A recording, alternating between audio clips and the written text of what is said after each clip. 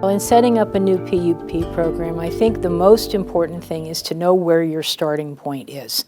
You have to have some data. This is not an area to cut corners as far as costs. I think it's also very important for them to have their staff on board, to really take the time to explain to their staff why this is important and what we can do for our patients.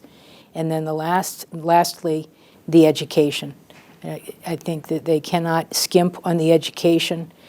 I think the leader of any team that's looking at skin wound problems in a hospital should start with the WOC nurse. The ICU may see the patient for a day or two. The operating room saw the patient for a couple hours, but the WOC nurse sees that patient over time. So she or he is really the best one to put the whole story together and bring it back to the operating room and talk to them about the issues. The OR nurses, the WOCNs, the unit staff nurses, they're very important in the prevention of pressure injuries because they are the ones after the surgery that are doing the skin assessments.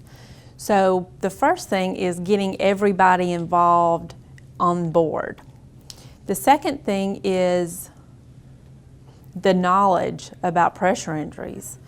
They didn't know about pressure injuries. They had no idea how they develop, how to prevent them.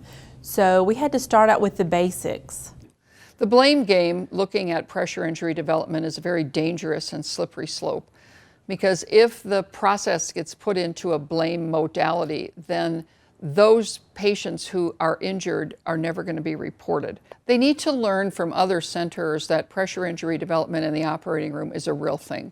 I will hear from the hospitals, we saved $13 million last year by dropping down our pressure injury rates. I hear significant success stories and amazing ones because I say to them, tell me the worst case.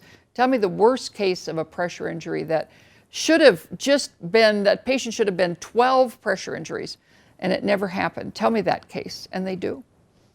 And I go, wow, that's amazing that you kept that patient with that complex of a system problem intact. It's amazing.